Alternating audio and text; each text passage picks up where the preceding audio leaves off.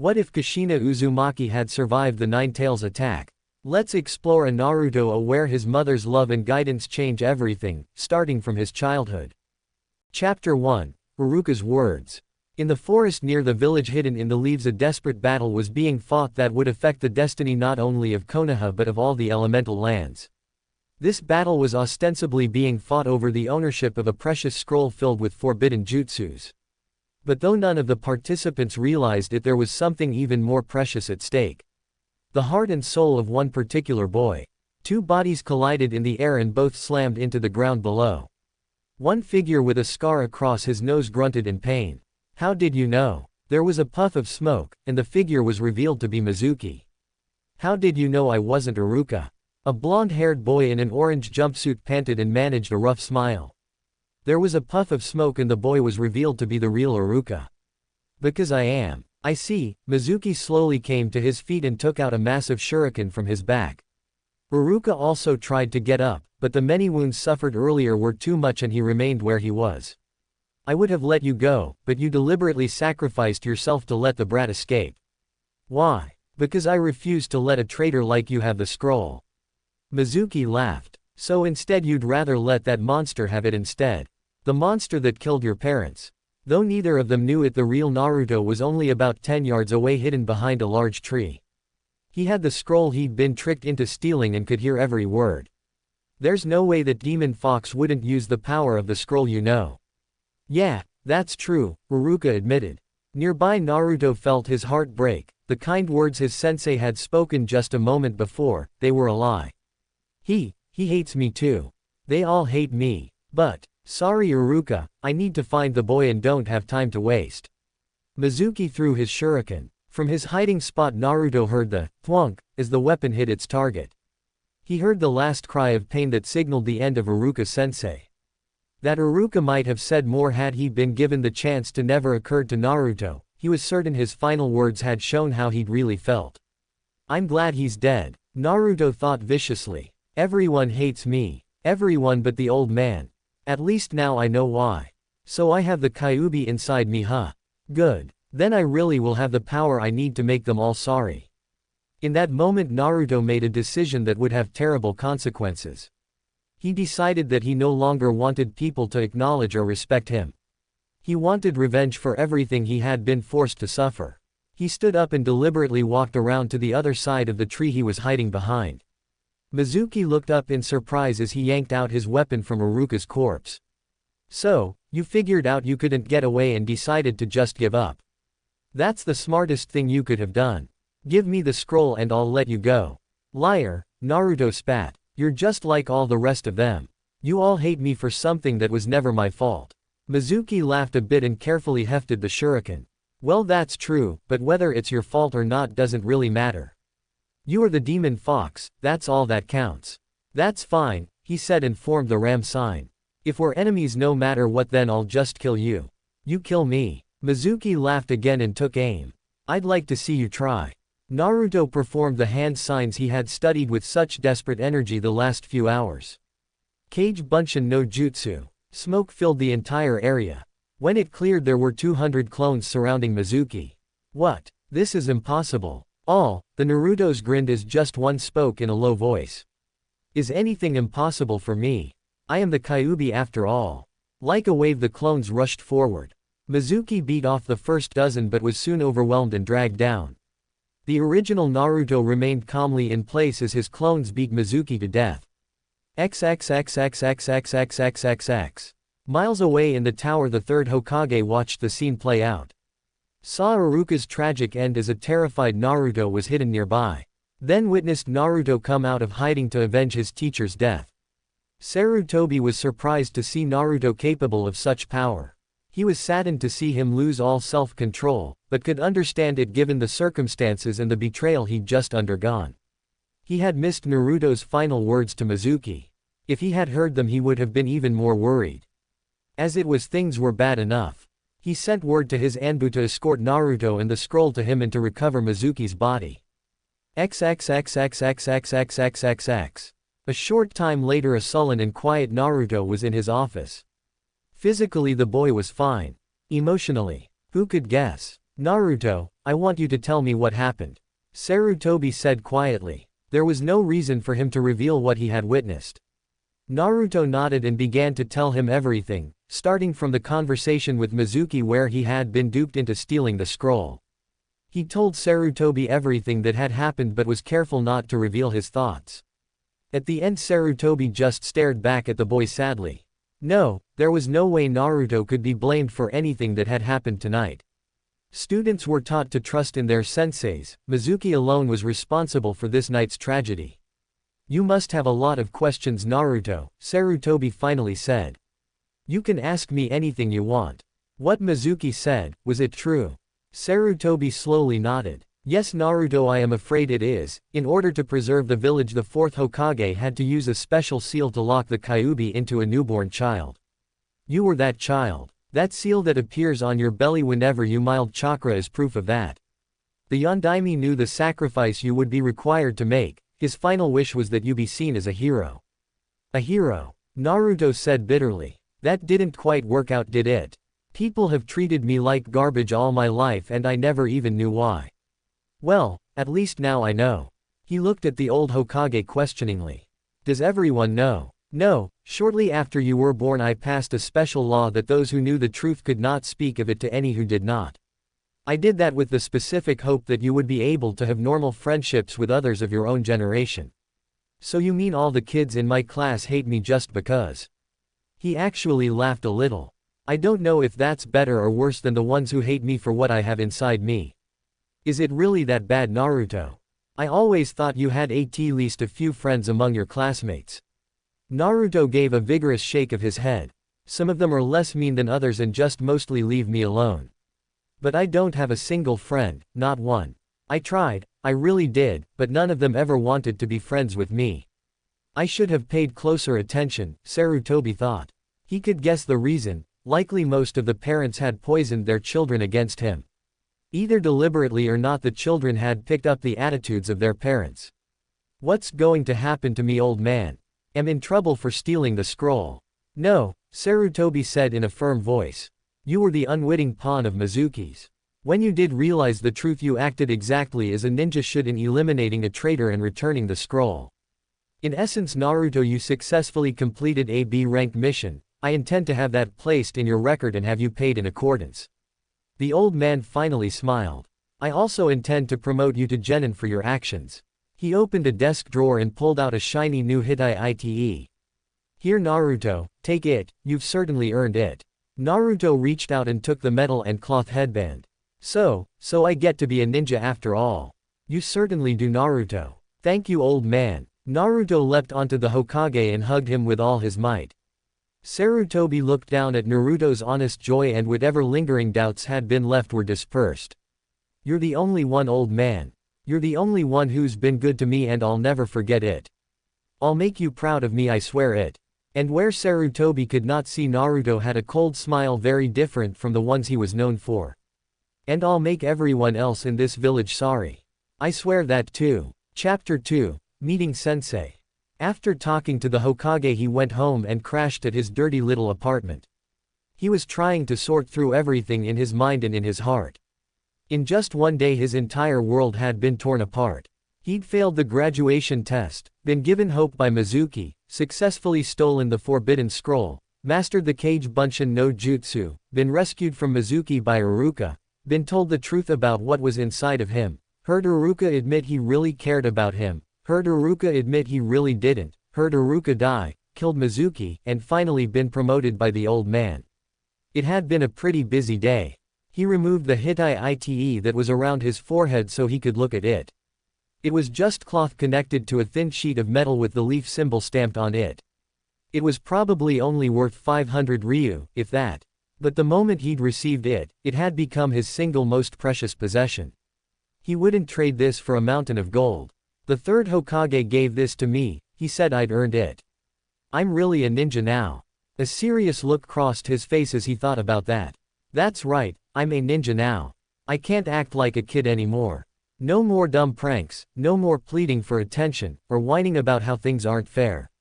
I have to stop fooling around and be really serious about things. That's the only way I'll reach my dreams. He had two dreams now. One was to make the old man really proud of him.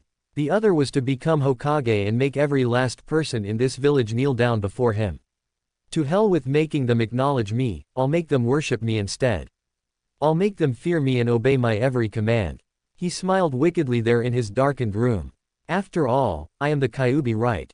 The most powerful being to ever walk this earth. I'll make them worship me even if they do all hate me. XXXXXXXXXXX. When he fell asleep that night he had a dream. XXXXXXXXXXX. He found himself in the forest again. There in the clearing he found the bodies of Iruka and Mizuki, the latter was almost unrecognizable. He also had the scroll again. Standing there a voice called to him from the dark woods. You did good, kid, much better than I'd have ever expected. Who's there? Naruto called out fearfully. The figure walked out of the darkness and into the clear pale moonlight. Well, I'm you, and the Kyuubi. But you're the Kyuubi, right? The other Naruto laughed as if it were the funniest joke in the world. He was an exact copy of Naruto, except that his eyes were red and slitted. What are you? A clone. I told you what I am, I'm the Kyuubi. And since you're the Kyuubi I must be part of you, right? Looking closely at his other self he couldn't help but feel dread creeping over him. There was something scary about this clone, and it wasn't just the red eyes. He wanted to run away, he wanted to get as far away as he could as fast as he could. But he stamped down hard on that feeling. Ninjas didn't run away and they didn't get scared. If you're me you know what happened and what I plan to do. The other Naruto nodded gleefully. I sure do, kid, and I'm here to help. You want power? I'll give you power, and I'll help you to your goal. Naruto frowned suspiciously. If you're really a part of me why do you keep saying, you, and calling me a kid? I hate that. Must be because I've been asleep so long that I haven't fully integrated with you yet, the other Naruto said smoothly. The important thing is that I represent all the Kyuubi's power and knowledge. I can help you, all you need to do is listen to my advice. Naruto wasn't sure just what to make of this other self, but he was willing to at least listen. What's your advice? First, you need to keep our knowing each other a secret. You've seen how much people hate you just for being the Kyuubi. If they find out that you've gained access to the Kyuubi's full power and knowledge they'll kill you. Naruto shivered. He'd been badly beaten many times as a child and been chased by angry mobs. It was not hard to imagine the people taking that last step and actually killing him. All right, but how can you help me if I can't use your power? Put a frog in a boiling pot and he will jump out. But put him in a warm pot and raise the heat a bit at a time and he'll stay until he's cooked. The other Naruto smiled wickedly. Starting tomorrow you'll have a major boost in the amount of chakra you can use, and I'll keep increasing it a bit at a time. Your healing and stamina are already quite advanced, I'll boost your physical strength and agility too. Your senses will all be sharper, especially your sense of smell. I'll also help you with your memory. Here the other Naruto sighed with impatience. I can't transplant my memories to you, and anyway there isn't much there that would be useful to a human. But from here on out you won't forget things, anything you see even once you'll remember. So learn everything you can and pay attention. You can use your clones to learn even faster. Whatever your clones experience you'll remember. He nodded to the scroll the true Naruto was holding. You can start by studying that while you sleep. Huh, but why? I already learned the Kage Bunshin. Idiot, he growled. There are a dozen jutsus on that scroll, all of them are S-ranked. Have you forgotten you unrolled it and looked at all of them? Of course not. I wound up studying the Kage Bunshin because the rest were even more impossible to figure out. Anything I see even once I remember. That scroll is an exact copy of the real one. While you sleep you can learn those jutsus. Even if it takes a while they will prove immensely useful to you. Naruto looked at the large scroll with sudden interest. Some of those other jutsus looked really intriguing. Especially the exploding clone and divine wind techniques. Now one last thing, don't reveal yourself to them yet. You're not strong enough. What do you mean? I mean play the happy idiot a while longer, at least until you're powerful enough to stop wearing masks. You can drop the pranks and the constant need for attention, people will expect you to be more serious now that you're considered an adult. But continue to smile and pretending you still care what others think. Grudgingly Naruto nodded. His late unlamented teacher Iruka had often told them that deception was the lifeblood of ninja. He'd survived up until now by wearing a cheerful mask. He supposed he could keep wearing it. XXXXXXXXXXX. The next day Naruto took his photo for the ninja registry and had a short meeting with the Hokage afterwards. As he was leaving, a little kid ran in shouting something about attacking the Hokage just before tripping over his own feet. Not caring, he left quickly. He found an empty piece of ground and spent most of the day using his clones to practice taijutsu. The day after, he skipped breakfast and reported to the academy one last time to receive his team assignment. Walking into the classroom, he picked up an excited buzz from the others. They were all eagerly talking to one another about their hopes for the future. No one bothered to come up to him. Climbing the steps, Shikamaru finally noticed him. "Naruto, what are you doing here? Class today is only for the students who actually passed." His immediate instinct was to ask the jerk if he was blind and lazy. Instead though, he gave the other boy a wide smile and tapped his Hitai. "See for yourself, I did pass." Shikamaru lifted an eyebrow, then grunted and put his head back down, apparently saying anything more would be too troublesome. Naruto found an empty seat on the aisle and sat down. He noted who the other person sitting in the section was and promptly ignored him. About a minute later, there was a shout from the doorway and two high-pitched voices began to shrill an argument about who had got there first. Naruto looked at the two girls. He dismissed the rude blonde and focused on the equally rude pink-haired girl. Just 2 days ago his heart would have been racing right now and he'd have been gathering up his courage to try asking her out, again. Though his heart still ached a little, he decided he would not waste any more time with her. He had treated her as well as he knew how to, and in return she had never even given him one kind word. Even if she had no interest in ever dating him, she could have at least done that much. Well, after today I won't have to deal with her anymore. He glanced down the table, or the gloomy princess either. "Move, Naruto. I want to sit next to Sasuke." Sakura screeched at him. He gave her a wide smile and scooted his chair forward. "Sure, Sakura-chan." She didn't spare him even a look. She just sat down in the middle seat and immediately began telling her uppity prince how wonderful he was. As usual, Mr. Personality ignored her. Looking at the scene, he couldn't help but feel a little jealous. Sasuke had everything he'd ever wanted and seemed to make a point of showing people that none of it mattered to him. The bastard should at least appreciate how lucky he is. Sasuke noticed his staring and deemed him worthy of a questioning glance. Naruto sent him a huge smile and Sasuke promptly ignored him again. After a while, Gecko Hayate entered the classroom with a clipboard. He was another of the teachers and familiar to all of them. "Please, settle down everyone. I, will be the one assigning you to your teams and senseis." Naruto noticed he didn't say a word about why he was here doing this instead of Iruka or Mizuki. A few students wondered aloud about that, but no one thought it important enough to actually ask about. Most were just excited to find out where they were being assigned and with whom. Naruto didn't notice it, but a shy girl in the back row was looking over at him and pressing her fingers together. She was hoping she would end up on a team with him. As Hayate named the teams and the various senseis, Naruto found himself listening as excitedly as anyone else. "Team 7, Hayate said. Uzumaki Naruto." Naruto looked up eagerly. "Haruno Sakura." Sakura slumped in her seat and let out a moan. Naruto glanced at her coldly but otherwise did not react.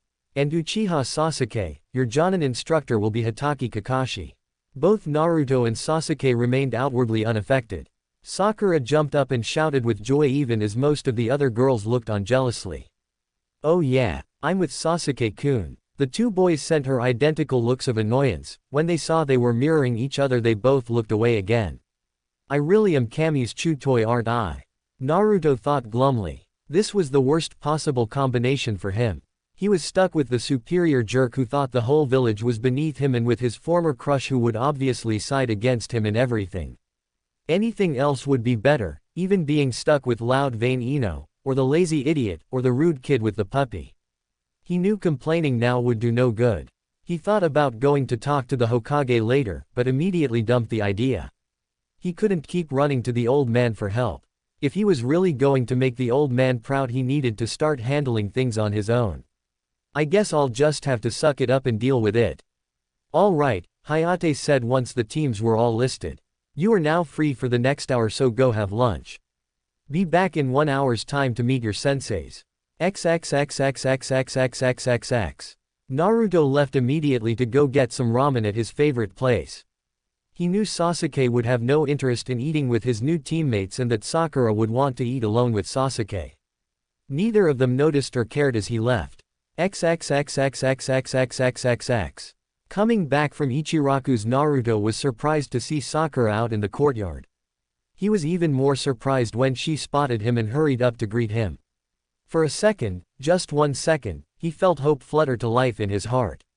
Maybe now that they were teammates she would accept him as a friend and comrade. Getting even that much from her would make him very happy. But the second she opened her mouth her angry tone killed his momentary hope. "Hey Naruto Baka, I want to talk to you." "What about Sakura?" he said in a cold flat voice. Since no one else was around he decided to dump the mask for a bit. The girl actually blinked and did a double take. "What did you say to me?" she barked. He crossed his arms over his chest and gave his former crush a hard look. "I asked you what you wanted to talk to me about. Whatever it is, just go ahead and tell me. I don't want to be late for meeting our sensei." She stared at him, not believing his reaction. He was always loud and annoying and trying to come between her and Sasuke. Where the hell had this sudden attitude come from? I want you to know that I'm going to be with Sasuke. Don't get in my way or I'll make you regret it."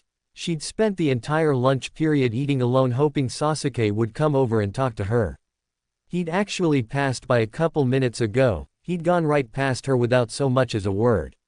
Obviously winning his love would be hard, but she was determined to do it no matter what. And part of that was making sure Naruto Baka didn't get in the way.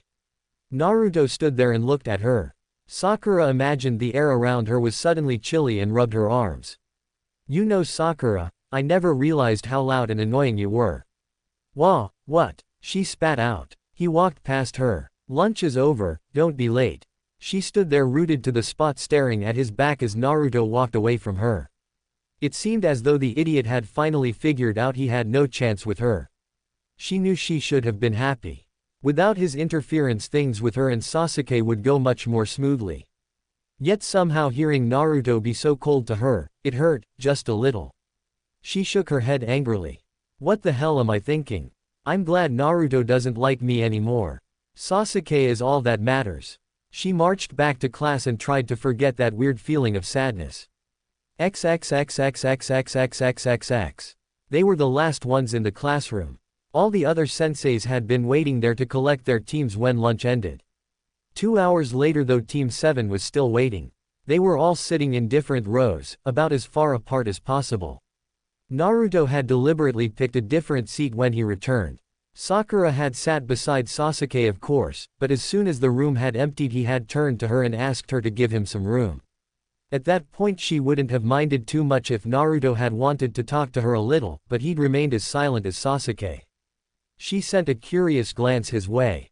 Since when was Naruto like this? He'd always been filled with compliments, always eager to tell her she was pretty or smelled nice or that she was smart. Why had he suddenly stopped? When he noticed her looking at him, her deliberately looked away. Sighing, she looked back up at the clock. They'd spent the last 40 minutes sitting her in silence waiting. Looking at how apart they all were, she suddenly wondered just what sort of team they were going to be. XXXXXXXXXX. 2 hours after all the other teams had gone, Hatake Kakashi slid open the classroom door and popped his head in. 3 young faces turned to look at him.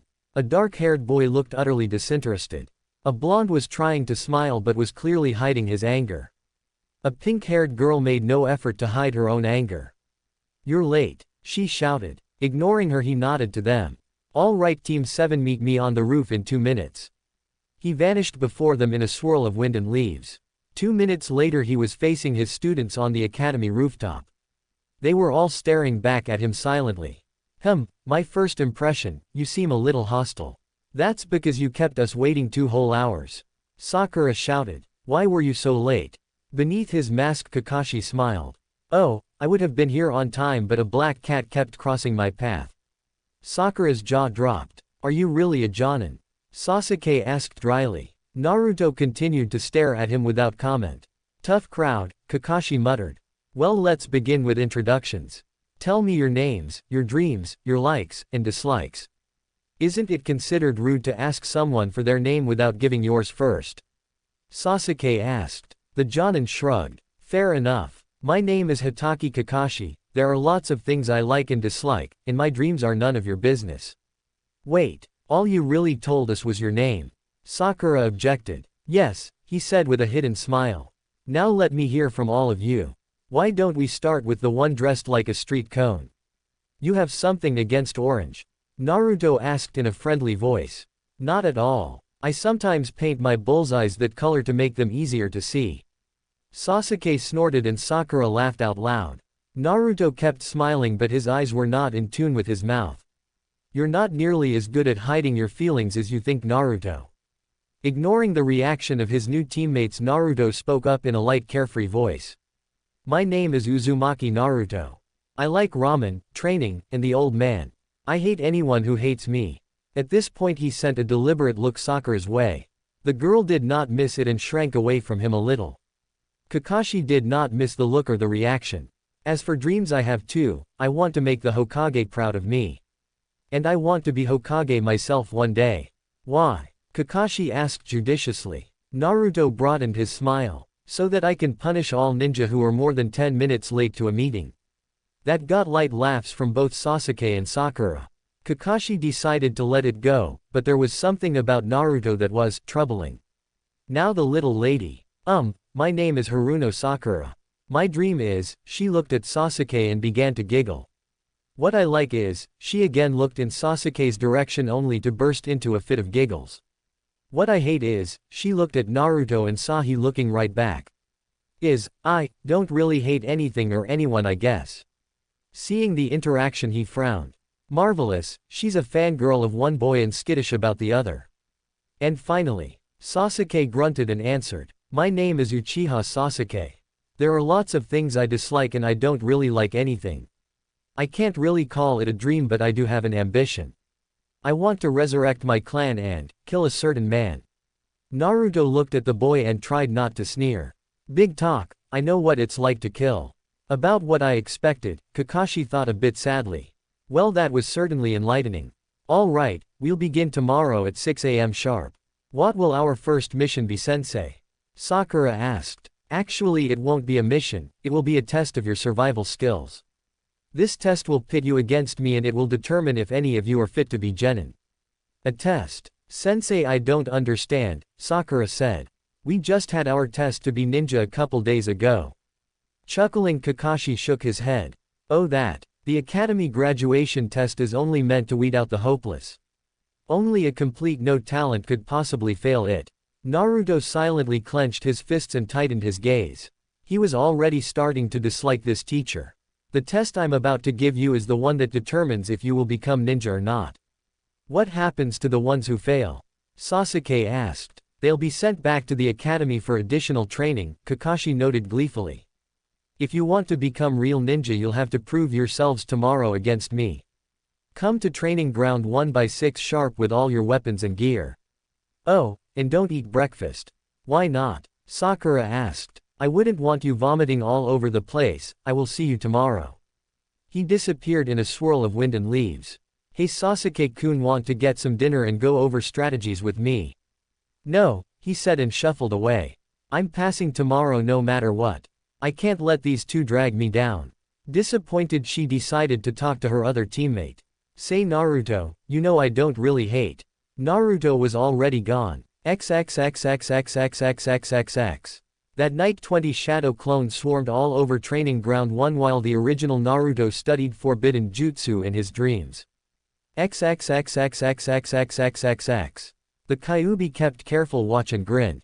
He knew it was too soon to get the brat to tear off his seal, he would need to carefully manipulate him until the time was right. But being an immortal Biju, he knew how to be patient. Chapter 3, The Bell Test. The alarm clock went off at 5:15. As Naruto woke up, he groggily made his way to the bathroom. All the bunchins he'd sent out last night had dispelled once they were done with their work. With all their memories, he now had a good idea of the training ground 1's terrain and all the best spots for possible ambushes. He also knew where all the things his clones had set up were. After a hot shower and getting dressed in his beloved orange jumpsuit, he packed on his supplies including a whole bunch of brand new equipment. He then performed a jutsu. Kage Bunshin no Jutsu. 30 clones came to life packing the tiny apartment. They fled out the door and window and raced to training ground 1. Naruto grinned. He had no idea what the test involved, only that it had something to do with survival training and would pit him and his new team against their sensei. Whatever happened, he intended to pass today. There was no way he was going back to the academy. He went out into the still dark morning filled with excitement. XXXXXXXXXXX. At the very center of the training ground were 3 old wooden posts. Naruto headed straight for them. Not wanting to be late, he'd gotten here a full 15 minutes early. He had also skipped breakfast as he'd been told to. He was surprised to see he wasn't the first one to arrive. Sitting cross-legged in front of the middle post, Sasuke eyed him as he entered the clearing. "Sasuke," he said with a polite nod. "Naruto," Sasuke answered. That was it for the conversation between them. Naruto leaned against the post to Sasuke's right and waited. A few minutes later Sakura arrived. She eagerly sat down next to Sasuke and began talking to him. "Are you excited about the test, Sasuke-kun?" "No. Yeah, me neither. Do you think it will be really hard?" "Probably. Yeah, I think so too, but as long as you're here I'm sure we'll pass. Even if we have to put up with Naruto to do it." "Shut your mouth, Sakura." Both Sakura and Sasuke looked over at him in surprise. "Wah, what did you say?" Sakura got up to her feet and began shaking a fist at him. She had clobbered him for a lot less than that. He looked at her with cold blue eyes and spoke with a harsh voice she had never imagined him to have. "I'm standing right here, there's no reason for you to insult me. I know I'm not your precious little Sasuke-kun, but that doesn't mean I'll be your whipping boy anymore. We're all ninja now and on the same team, start treating me with a little respect. Especially since I'm going to be Hokage one day. Like an idiot like you could ever be Hokage."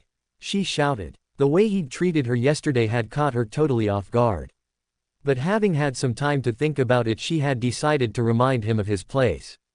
She would not be talked down to by a fool like him. Especially not in front on Sasuke. "You've been saying that for years now and I'm sick of it. You should be grateful just to be on a team with me and Sasuke. Do you even know how lucky you are?" He laughed. "Oh, I know I'm lucky, I have lots of luck, all of it bad." "Naruto," she growled and took a step towards him, obviously intent on delivering another of her beatings. But to her surprise he did not cower or run as he always did. He stepped towards her and took a fighting stance. "Don't start something unless you're ready to finish it, Haruno." She froze. This person standing in front of her couldn't be the same boy she'd shared a class with for the last 4 years, impossible. The way he was looking at her made her feel afraid. "Knock it off, both of you." Sasuke was still seated.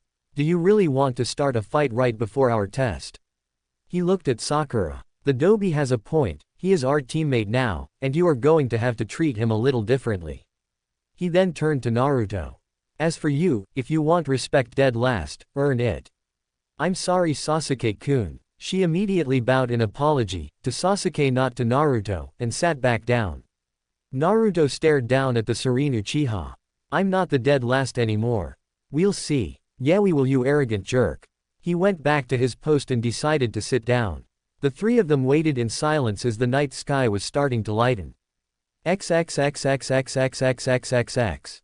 Better than 3 hours later the sun was now well above the horizon and they were still waiting. "I wonder if he ran into another black cat," Naruto muttered. That actually drew a small chuckle from Sasuke.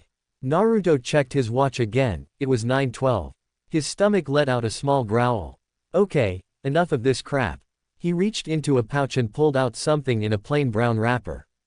Tearing it open he had what looked like a granola bar.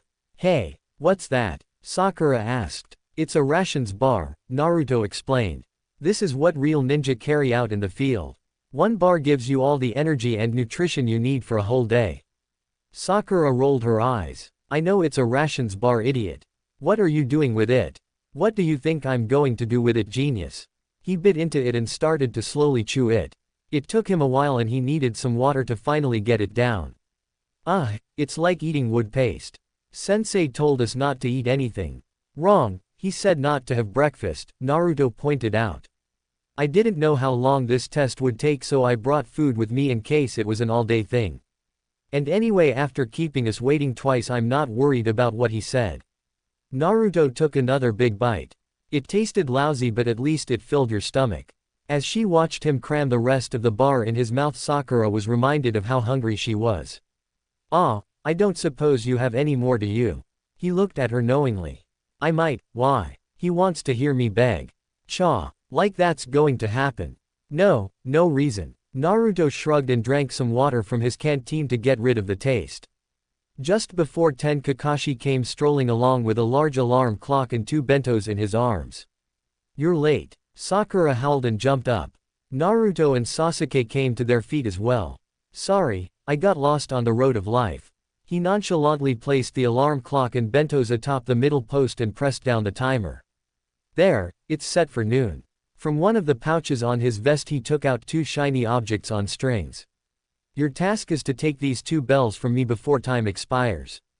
Anyone who fails to get a bell will be tied up and not allowed to eat a lunch. But more importantly, they will automatically fail and be sent back for remedial training at the academy. But sensei, Sakura spoke up. There are only 2 bells. Kakashi nodded his head merrily.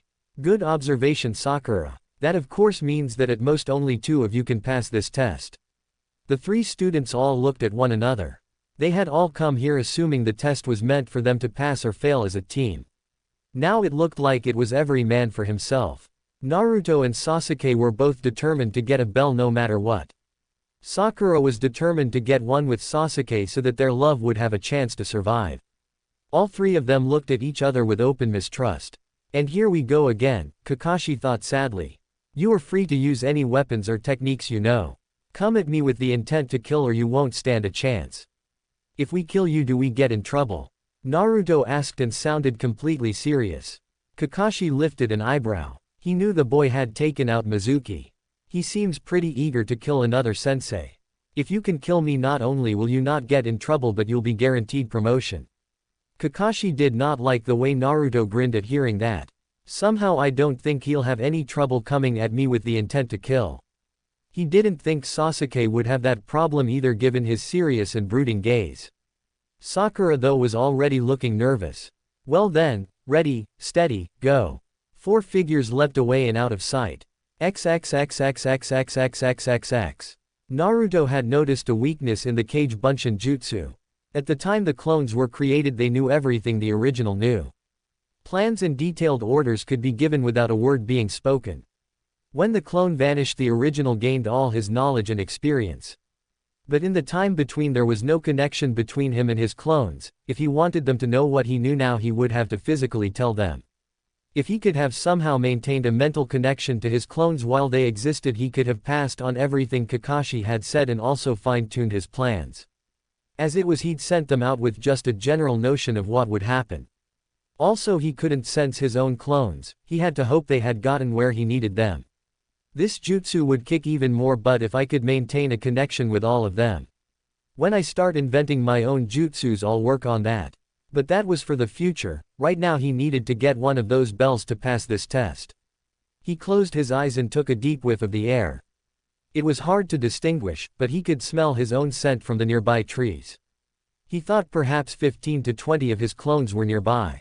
As Naruto watched, Kakashi leapt down from his hiding spot and casually began to stroll along a clearing, obviously inviting attack.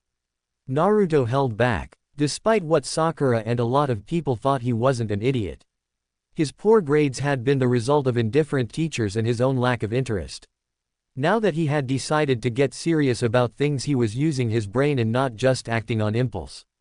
Kakashi was a jonin. In Konoha only about 1 ninja in every 50 achieved that rank. To have made it to such an elite status, he had to have skills despite his lackadaisical attitude thus far. Know your enemy and know yourself, and in 1,000 battles you shall never be in danger. That was a quote from an ancient general that was also the 50th rule of ninja conduct. Before he attacked, he wanted to see what his enemy could do. And if he knew Sasuke. Out of some nearby branches several kunai and shuriken flew. They caught Kakashi unprepared and riddled his chest and arms. Then there was a puff of smoke and a log appeared in his place. Naruto nodded, as he'd expected. Sasuke had gone ahead and attacked. The arrogant bastard probably thought he could beat Kakashi single-handed just because he was an Uchiha. As he watched Kakashi leapt back down into the open again, this time he simply stood there. He even took out a book and seemed to be reading. Sasuke leapt down from his own hiding spot and approached him.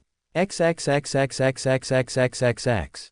What are you doing? Sasuke demanded. Kakashi glanced up from his reading material.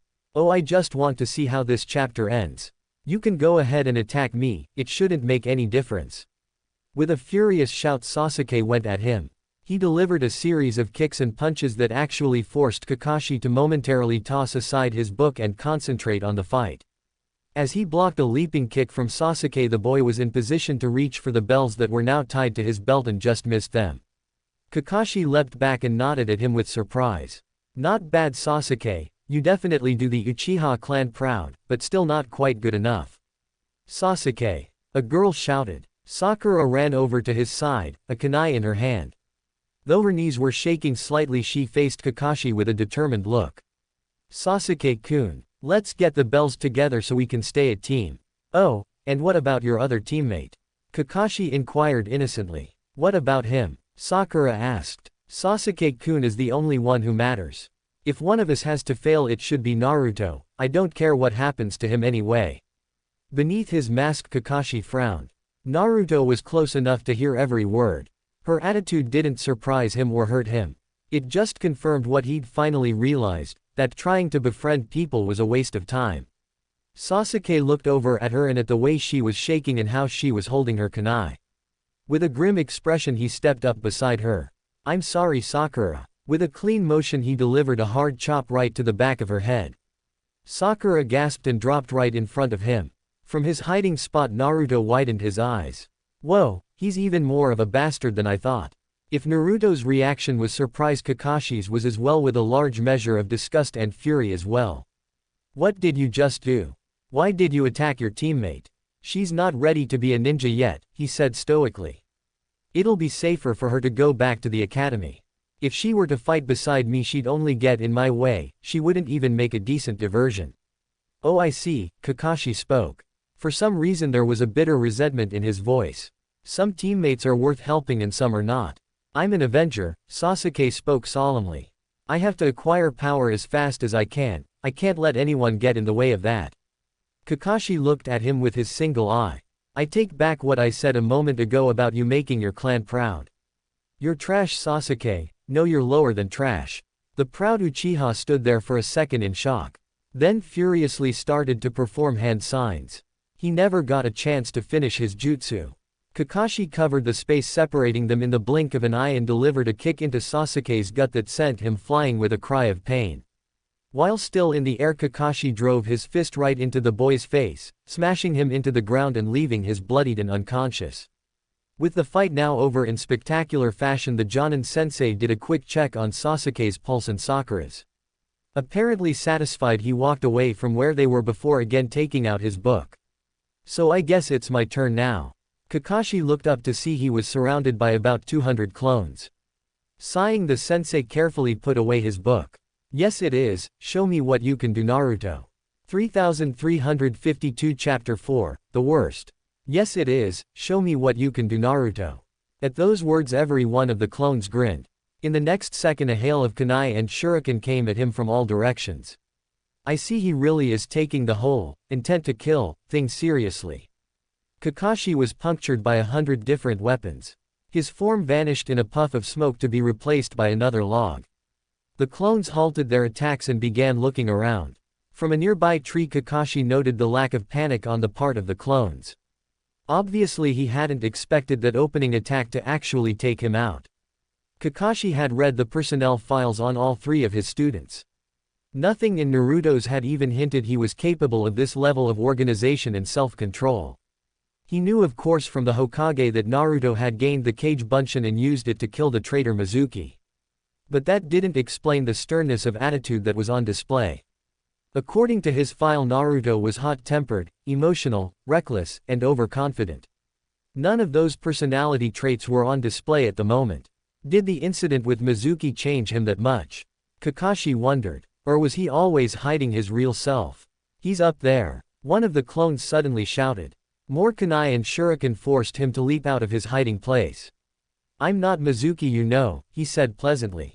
He took out 6 or 7 clones as he landed. I know, the original called out. He was standing in the same spot watching as his clones surged after Kakashi. That's why I'll only kill you if I have to. The clones came at him, all of them with kunai in their hands. Despite their numbers, they weren't much of a threat. With superior strength, speed, and fighting ability, he had no trouble taking out the clones as they got near. Dozen exploded into smoke as more came forward to take their place. Kakashi kept leaping back to make sure none of them got behind him. I'm afraid frontal attacks won't. Snap! He felt a wire break beneath his foot. He sensed more than felt the danger and leapt up just in time to avoid a tree branch swinging down. Had he been in that spot, he would have been mashed against the tree trunk and probably knocked out. At the very least, he'd have been hurt and slowed. You set up a trap. That's AACK. The ground he landed on gave way and he fell into a pit. Actually, I set up about 50 traps, the original said smugly. Doing pranks teaches you how to prepare. Before his clones could reach the pit though, Kakashi leapt out and onto a nearby tree branch. Damn it, Naruto thought. I should have filled the pit with sharpened stakes. But I didn't think it would be okay to kill him. Oh well, it can't be helped. He watched as Kakashi was again forced to jump to avoid being turned into a pincushion. The fact he'd lost so many clones didn't matter at all. For all the Jonin's superior skill, he was being pushed in the direction Naruto wanted. Kakashi again landed facing the oncoming clones. He didn't set off any traps this time. But instead 3 clones jumped him from behind. These were not among the 200 he had started with, which Kakashi had kept careful track of. No, these were among the 30 he had created early this morning specifically for this reason. They held his arms momentarily in place. If he could not form hand signs, he could not work a substitution and escape. Another of his clones leapt and delivered a punch to the immobilized Kakashi's face. Only to have him vanish in a puff of smoke. The original Naruto gasped. No way. How did you? Without warning, Kakashi popped out of the ground behind him. Naruto had no chance to react before receiving a hard punch to the back of his head. He was turned off like a light and dropped to the ground. Throughout the training ground there were pops as all his clones were dispelled. XXXXXXXXXX. Checking his pulse, Kakashi confirmed the boy was only unconscious. He tossed him over one shoulder and headed back to where Sasuke and Sakura were peacefully resting. XXXXXXXXXX. A loud ringing woke him up.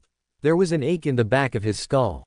As he slowly came fully awake, he realized his arms were bound tight and he was tied to one of the poles. Looking over, he saw that Sasuke and Sakura were in a similar state.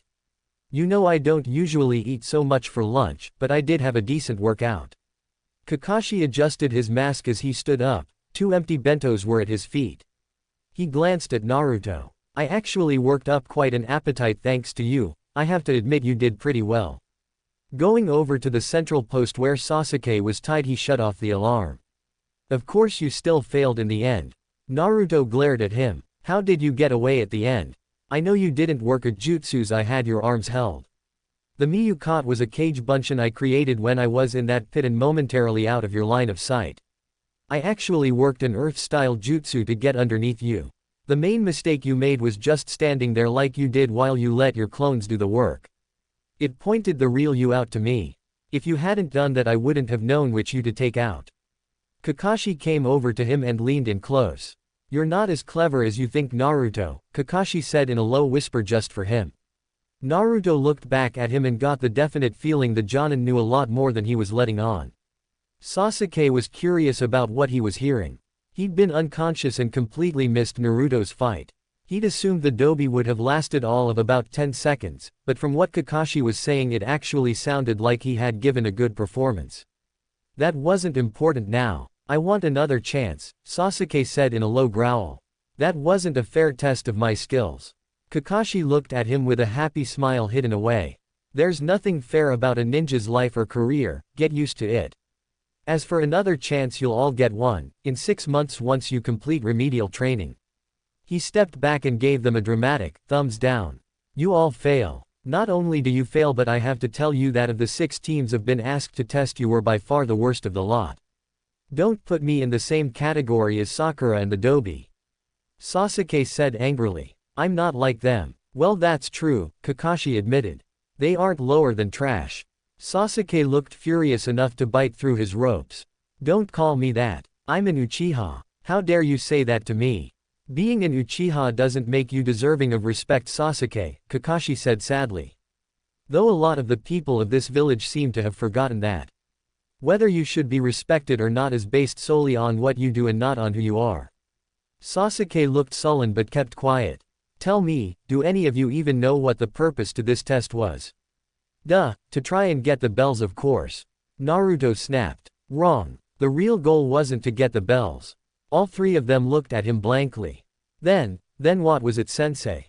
Sakura asked in a timid voice. What had happened had completely shattered her self-confidence. Teamwork, Kakashi snapped. The entire point of this was to see if you could come together and work as a team. What do you mean work as a team? Naruto yelled. Being beaten and tied up like a pig at market was seriously irritating him. There were only 2 bells and you said from the start that only 2 of us could pass. Kakashi merely nodded. That's right, the test was deliberately set up to turn you against one another. The object was to see if any of you could overcome your own self-interests and put the need of your team first. But instead, he turned to Sakura. You decided that Sasuke was the only one worth fighting for. From your own mouth you said you didn't care about what happened to Naruto. Just because you don't personally like someone doesn't mean you turn your back on them. In your ninja career you will be assigned to all sorts of missions with different teams made up of different personalities. Are you expecting to like every single person you work with? You need to watch out for all those you work with, not just the ones you happen to like. You don't get to just pick and choose who's worthy of your help. Ashamed by this critical, and accurate, description of her, she put her head down in shame. He next turned to Naruto. Your skills are pretty advanced and as an individual ninja you did better than any other candidate I've tested before. Sasuke looked up, not believing what he was hearing. The Dobi did that well. But, I noticed that all your elaborate plans didn't include your teammates. Obviously you must have set up those traps before I explained the test to you. At a time when you would have assumed it was a team test with all of you passing or failing together. Did you at least try and form a plan with the others? No, he answered brusquely. And why not? Because if I'd tried to I would have just been ignored, he said bitterly. The Tem wouldn't have wanted to listen to any plan I came up with and Sakura would have just gone along with her, Sasuke-kun. Hearing the extreme bitterness in his voice, Sakura looked over at him. Have I really been that unfair? She had never ever thought about it from his side. Never stopped to think how her shouts and punches might have affected him. He was an obstacle between her and Sasuke and that was all. But after what Sasuke had done, all her assumptions were now open to question. From what I've seen that's probably true, Kakashi said. Sakura flinched at his judgment while Sasuke had no reaction. But you might have tried and put the team ahead of yourself. You also could have joined in with Sasuke and Sakura. Instead you deliberately chose to stand back and watch.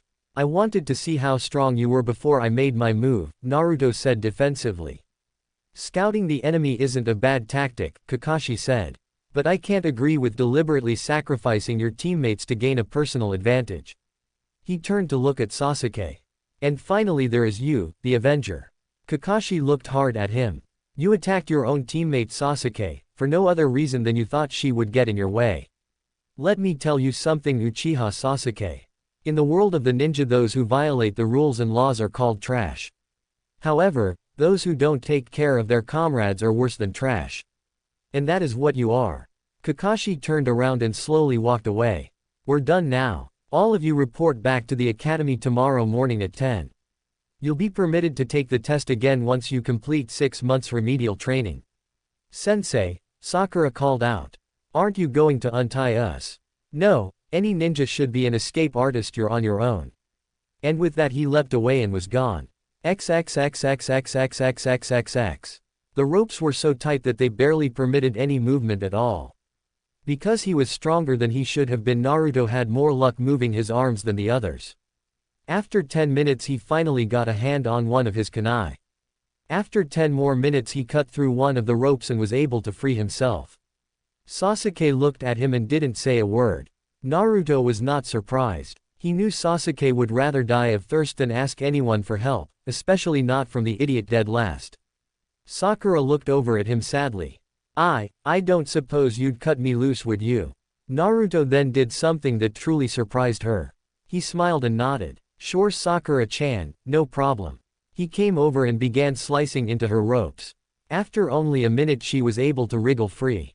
Rubbing her arms she looked at him and lowered her eyes, feeling ashamed. Thank you, Naruto-kun. I thought you hated me. I did, he said, making her flinch a bit.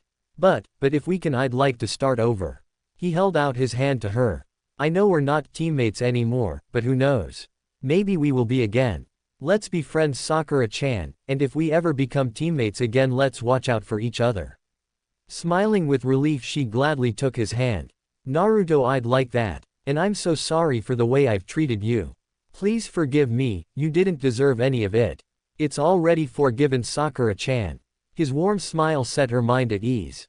This was the Naruto she remembered. His kunai still in hand, he turned to Sasuke. Come on, help me cut him down. I didn't ask for help. Sasuke said loudly. Naruto sighed and began cutting the rope. I know, but even if the team's been dissolved, think of this as one comrade taking care of another, okay? You don't have to ask and I don't expect any thanks. That's right, Sakura agreed and cut with her own kunai. Even if it's too late, let's act like teammates should now.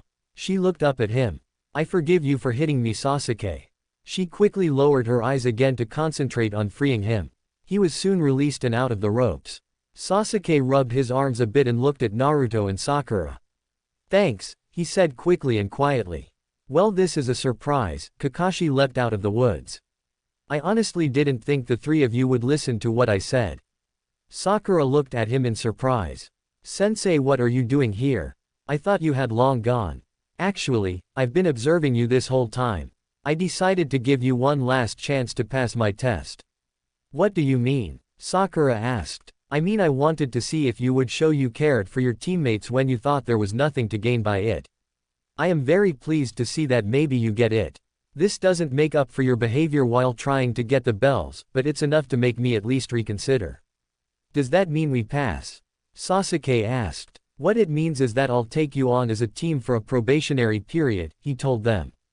Instead of spending the next 6 months at the academy, I'll let you act as an active squad. However, if I see any signs you are forgetting what you've learned here today, I'll disband Team 7 and send all of you back to the academy. Is that clear? They all nodded their heads. Very well then, under those conditions Team 7 passes. We'll meet tomorrow at the small footbridge near the academy at 10 to begin our first mission. As the three new genin all shouted in triumph, Kakashi carefully eyes Naruto. His actions had surprised him, and it was mainly due to his words to Sakura and Sasuke that he had decided to give them a chance. But he couldn't help but feel there was something off about the boy and the way he'd behaved. Hey sensei, Naruto said. Shouldn't you treat your new team to a meal to help us celebrate and bond? The other two looked at him speculatively. Sighing, he nodded. Fine, you're probably all really hungry. They cheered and followed him out. XXXXXXXXXXX. As Naruto walked with them, he rubbed his nose. He was still getting used to his enhanced sense of smell, but there was no denying it was useful. As when he'd picked up Kakashi's scent as he struggled to free himself. He'd guessed that if Kakashi was nearby watching, there might still be a chance to pass. So he'd forgiven Sakura and played the part of the good teammate. He looked at Kakashi's back and hid a nasty little smile. Chapter 5, Team Probation. Naruto held Tora out at arm's length. Though his many scratches would soon disappear, he still wanted to throttle the mangy thing. Nice job, team, Kakashi said with his usual over-exuberant tone. We captured our target in record time. Hopefully this will be the last time he escapes. The three members of Team 7 all shared a knowing look behind their sensei's back. This was already the third time they'd had to track down this annoying cat. It had been a little over a month since the bell test. In that time they had been busy performing various mind-numbing and utterly pointless tasks. Their normal routine was to meet at the bridge, wait a couple hours for their sensei to show, mosey over to the tower to be assigned a D-ranked mission, and then complete it. Depending on the nature of the mission and how long it took to complete, they would either return to the tower for a second mission or be dismissed for the day. Naruto was not happy with this.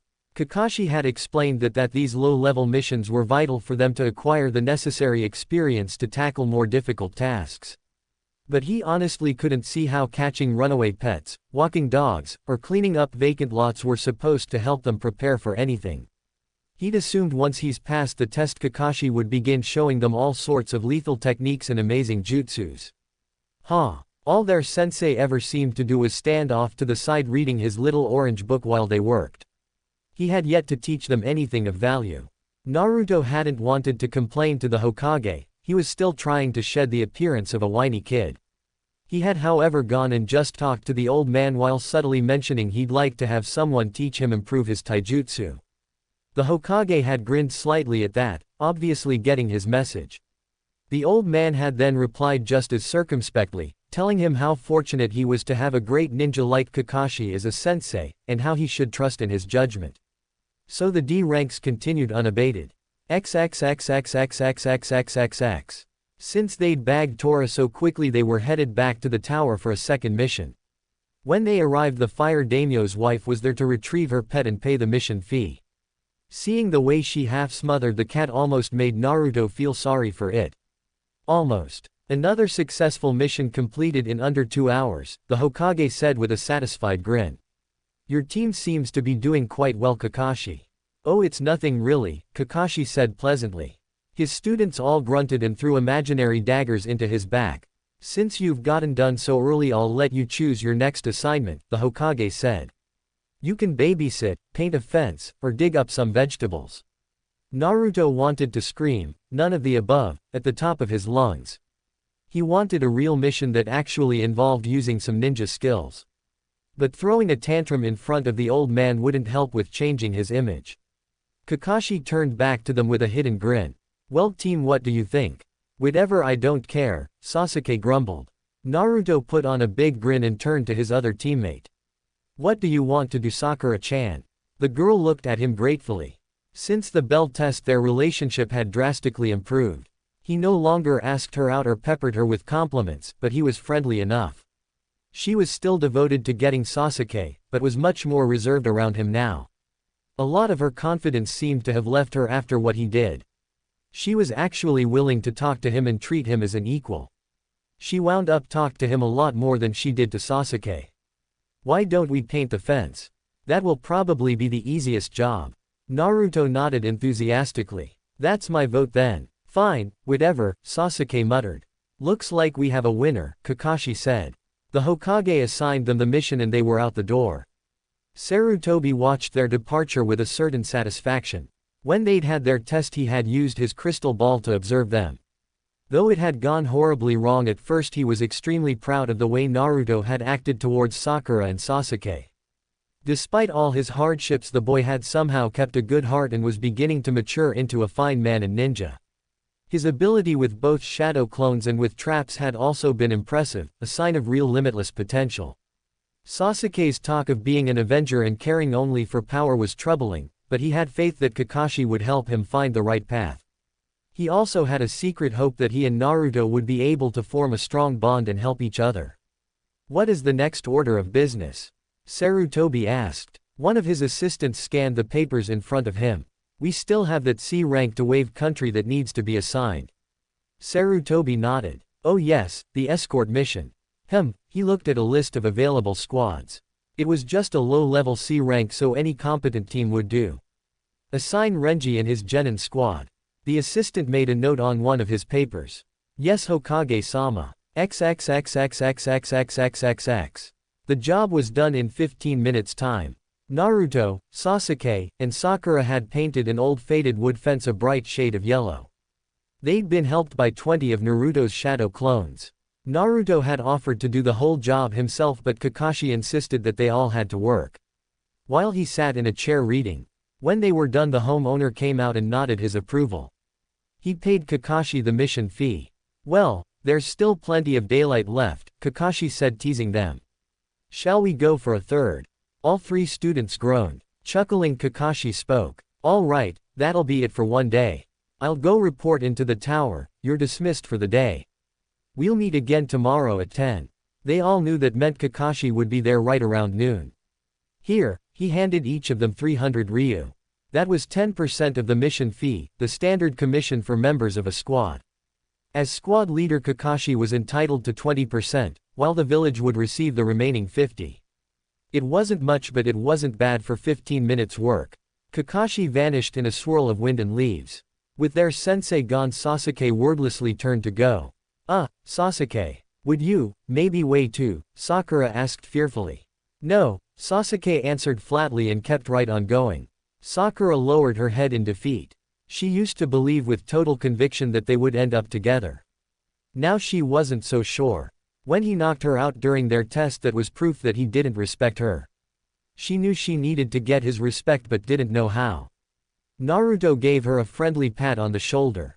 Serves you right, you dumb fangirl. Don't worry about it, Sakura-chan, he'll come around eventually. She looked up at him with a grateful smile. Do you really think so, Naruto-kun?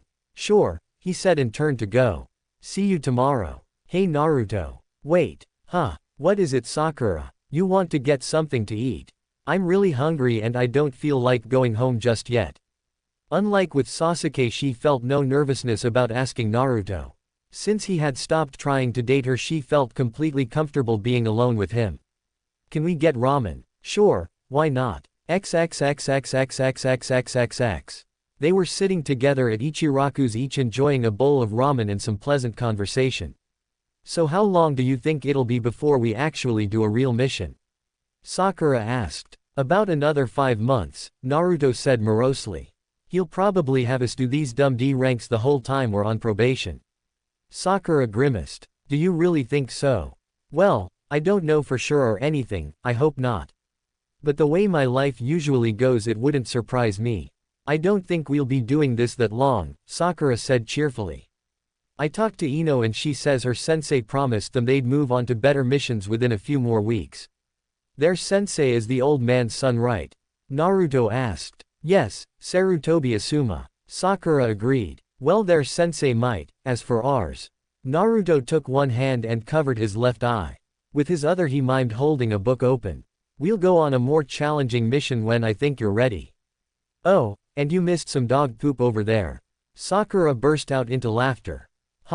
That's perfect. Well, I've heard him say it often enough. Naruto got back to his ramen. You know, I wouldn't mind these dumb missions half so much if he would actually train us. I mean, isn't a sensei supposed to instruct his students on what they need to know?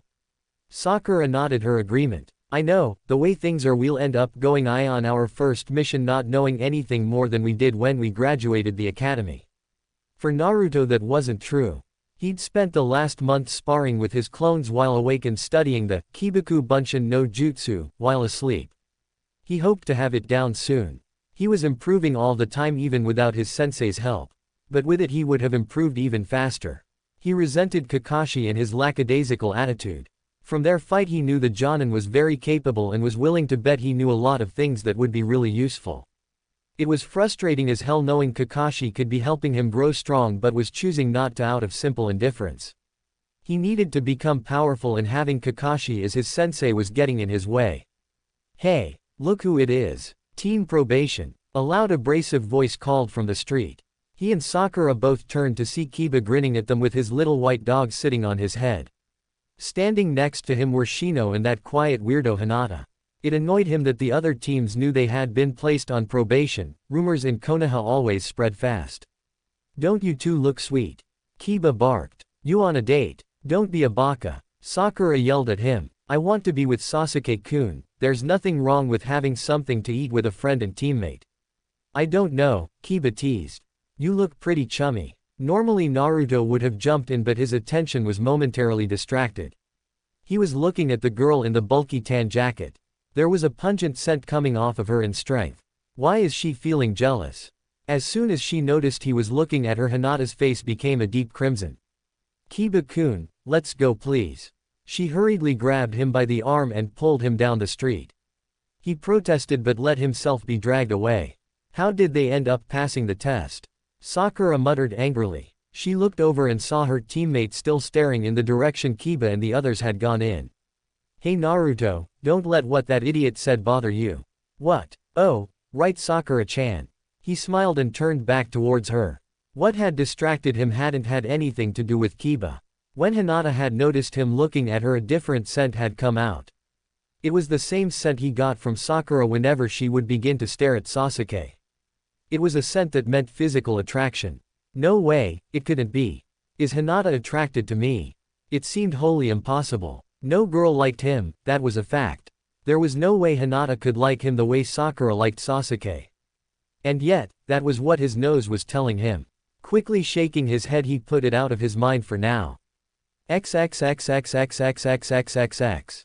A week later they were reporting to the tower just after 12 noon for an assignment. The Hokage eyed the squad with interest. Well Kakashi, do you think your team is ready to handle a mission outside the village? Instantly all three students perked up. Kakashi sighed heavily. They'll probably all either get lost or killed, but I suppose there's no avoiding it. He nodded his head. Yes Hokage-sama. I feel Team 7 is competent, if just barely, to handle such a mission. Very well, we've received a request to provide security for a small festival in the village of Hokkaido in northern Fire Country. It should only take a week's time and be simple enough to complete. It's a C-rank mission. All right, Naruto shouted. It's about time. Quiet Dobi, Sasuke said. But even he looked a little excited. Kakashi grinned and took the assignment from the Hokage. All right team, we'll be leaving tomorrow morning at 8 a.m. sharp and be gone for about 7 days. Go home and make whatever preparations you need to. Meet me at the gate tomorrow with all your weapons and equipment, and don't be late. Team 7 was about to get their first real taste of ninja life. Chapter 6, A Promise. That night Kakashi headed out to one of the bars. It was sort of an informal tradition for him. Entering the smoke-filled bar, he couldn't help but chuckle silently at the mission he was leading. He'd come of age in the midst of the Third Great Ninja War, when the village had been fighting on multiple fronts and was short of people. He'd been assigned to his team and his beloved sensei. Back then there was no time to take it easy with D ranks, and training at the academy had been strictly geared towards readying you for life and death combat. Minato had broken them in with short-range patrols, and before long taken them out on real missions. He was a veteran with over 50 enemy kills by the time the war ended. Then he'd gone into the Anbu and become a Black Ops legend. His last mission before taking on his team had involved blowing up a drug lab in Nagamo and exterminating the gang involved. In Fire Country, if the local police faced a difficult problem, putting in a quiet call to the Hokage was always an option. Navigating the crowded bar, he spotted a friendly face and was waved over to a little table. Kakashi, you hear the latest? Asuma asked as he sat down. The second he heard his friend's grim tone, he knew it had to be bad. No, what? Renji and his squad, Asuma began as he lit a fresh cigarette. They're all gone, KIA. Kakashi grimaced. 4 new names were going on the memorial stone. He tried to picture Renji. A redhead with tattoos on his face and neck. The Chunin had only been promoted by the Hokage a year or so ago and was in his early 20s. He didn't know any of the genin he'd been in charge of. What happened? It's pretty damn rare to lose a whole squad except in wartime. Was he on some sort of special mission? Asuma shook his head. That's the weird thing. They were in Wave protecting some bridge builder from bandits. Just a typical escort mission. So what happened? No one knows. The Hokages sent out an Anbu squad to investigate. There were no survivors and so no witnesses. All that's known so far is they and the client were ambushed along a road near his home. Bandits? Kakashi asked, sounding doubtful. Any Chunin was a match for at least 50 well-armed men. Only a very large, or very desperate, group of outlaws would attack a squad of ninja. Doesn't look it, Asuma said and took a long drag from his cig. There were no other bodies at the scene. Kakashi nodded. Even if they were somehow caught by surprise and overwhelmed, they would not have gone down easy. Ninja then, maybe Nuke Nin. Asuma nodded. That's the assumption, but whoever did this was smart enough not to leave a calling card. We may never find out who was responsible. Kakashi frowned but did not disagree. Wave Country was largely swamp. By the time the Anbu arrived to investigate, most of the physical evidence would be gone. Whoever did this would likely get away with it. As he drank with his friend, Kakashi wondered what exactly had happened to Renji. Had they been targeted by people with a grudge against Konoha? Kami knew there were plenty of those out there. Had they somehow just run across the wrong people at the wrong time? Had they been attacked by a group targeting their client? That seemed the least likely. Rogue ninja were expensive. Who in their right mind would spend that kind of money to kill a bridge builder? In any case, he took the news as a reminder that any mission could turn lethal at any time. He would make sure to keep an eye on his kids. XXXXXXXXXXX. As Naruto locked the door to his apartment and headed to the gate, he had a huge smile on his face. Not one of the usual smiles that covered up the hurt and rage he felt. This was an honest smile. He was excited at the prospect of his first real mission and of the idea of actually leaving Konoha for a while. When he'd been a child, he'd often thought of running away, of escaping this horrible place and all its cruelties. Some nights he would dream about it. The idea would fill him with hope and excitement. But he was always afraid too. He didn't know what was out there beyond the village walls. What if the people there all hated him too? And what if he left and never saw Gigi again? The idea of leaving forever at once tempted and tormented him. Arriving 20 minutes early, he was glad to see he was the first to get there. The 50-foot-high gates were open, of course. Though it was early morning, there was light traffic as carts and people on foot came and went. For a ninja village, it was surprisingly easy for people to come and go. Merchants arrived all the time with the goods people demanded, local farmers came with the food people needed, and the civilians were free to come and go as they pleased. Being a ninja, he was not. He could not leave the village unless he was on a mission from the Hokage.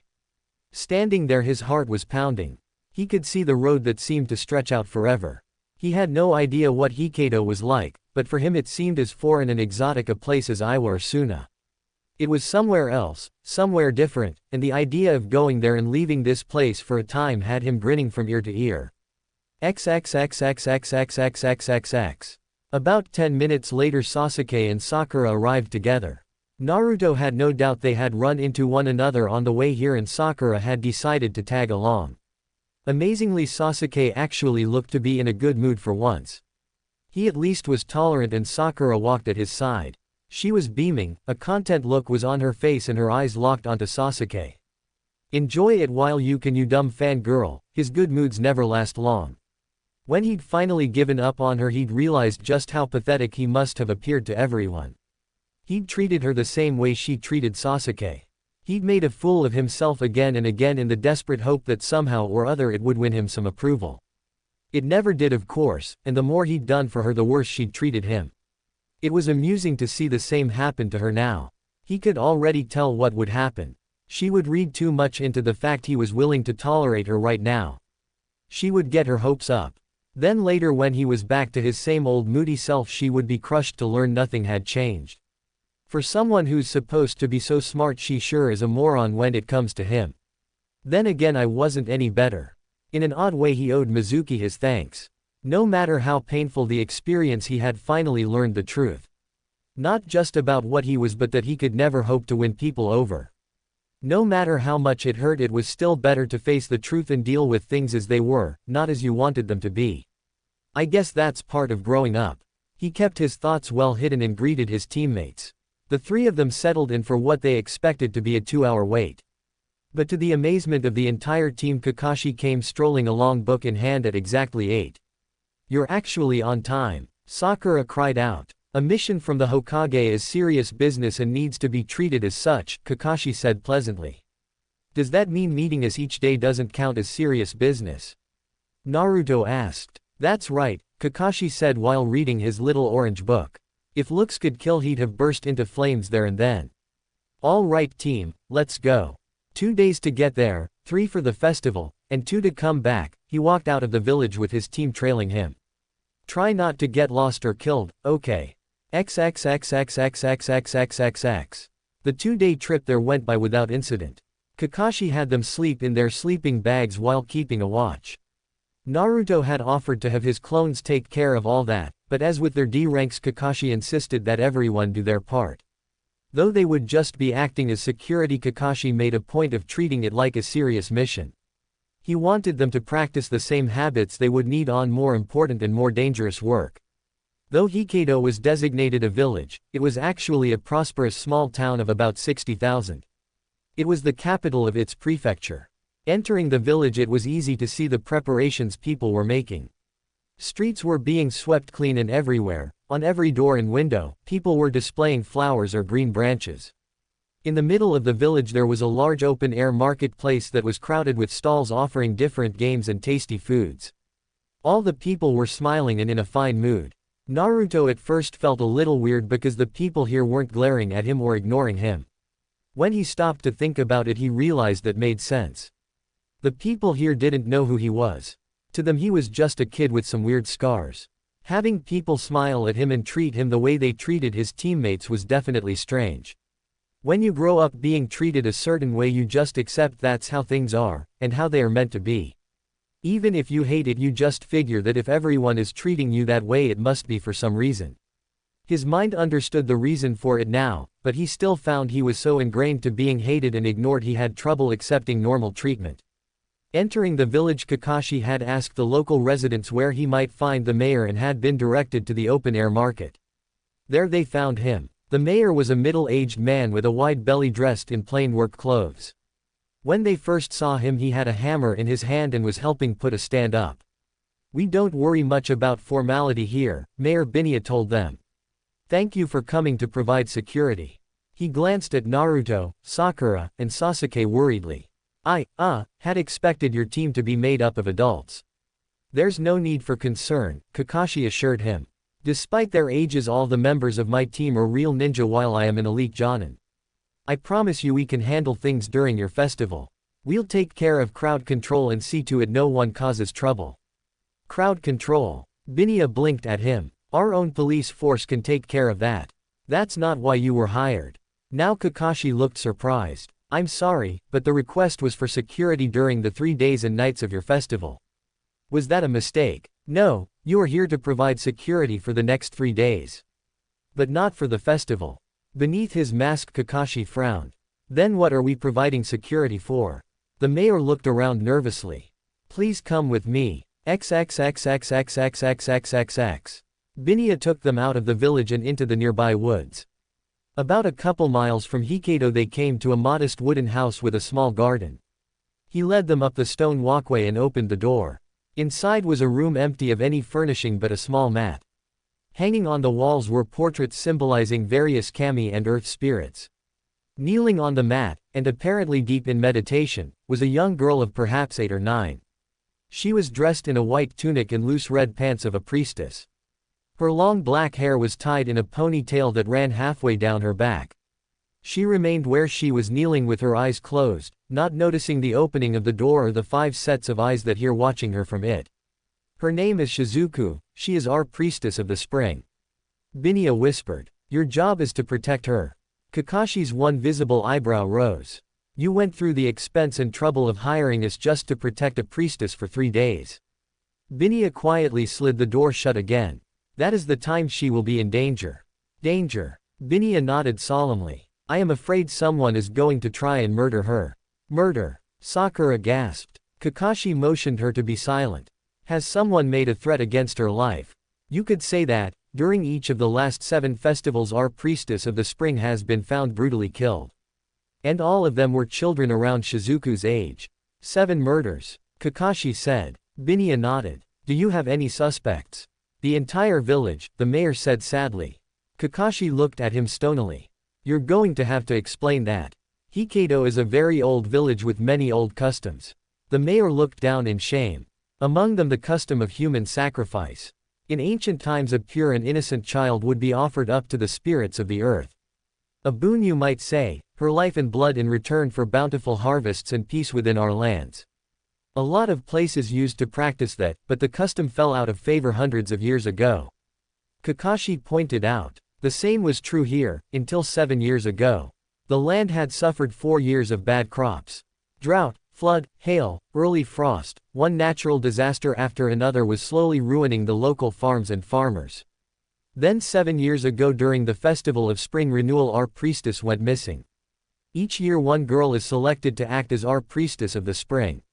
She is brought here to live separate from her family for that time and to devote herself to prayer and meditation. She performs the ritual ceremonies of the festival and then is returned to her family and a new priestess is chosen. But 7 years ago our priestess disappeared on the second night of the festival. He shook his head sadly. She was eventually found in the woods with her throat cut. Let me guess, Kakashi said coldly. You had a bountiful harvest that fall. Twitching, the mayor nodded. No one knows who is responsible, or how many people are involved. The people here don't talk about it. So basically it's one vast conspiracy. Kakashi asked. More or less, Binya admitted. I can't believe people can still be that barbaric in this day and age. Sasuke said. Not everyone feels that way. Binya said. Most people here are disgusted by the murders, but it's impossible to tell who feels differently. Last year I had my entire police force guarding this place around the clock. But the priestess was still found dead, poisoned. It was impossible to tell when it was done or if it was done with the aid of people on the police force. But it was a possibility. So you suspect some of your police are part of the conspiracy? Kakashi asked. That's right, Binya said. That's why I decided to send for you. Only people from outside the village can be trusted to really protect her. The custom is that the sacrifice must be made during the time of the festival. Once it's over she will no longer be the priestess and so be safe. In that case, why don't we just take her away somewhere for the next 3 days? Kakashi offered. But the mayor shook his head. The priestess has to be the one to begin and conclude the festival and perform other ceremonies during it. If she isn't here, the festival can't take place and the entire village would erupt. She's a Jinchuriki, Naruto said quietly. Kakashi looked at him nervously. What? Binya asked. Naruto glared at him furiously and the Mayo took a couple steps away from the boy. I said she's a Jinchuriki, she's a human sacrifice made for the good of this village, Naruto answered clearly. You people don't give a damn whether she lives or dies so long as the village prospers, right? Naruto, Kakashi said cautiously. Well, she's not going to die. I'll protect her and make sure she lives. That's a promise. Sasuke and Sakura both looked on, surprised by his intensity. It was almost as though he felt a personal connection to her for some reason. Kakashi slowly nodded his head. While Naruto is a bit more emotional about it than I would like, I agree. We will protect her with our lives. Thanks for watching part 1 of this What If series. If you want to see how Kushina's survival shapes Naruto's future, don't forget to like, share, and subscribe to Fox Fan Fiction for part 2.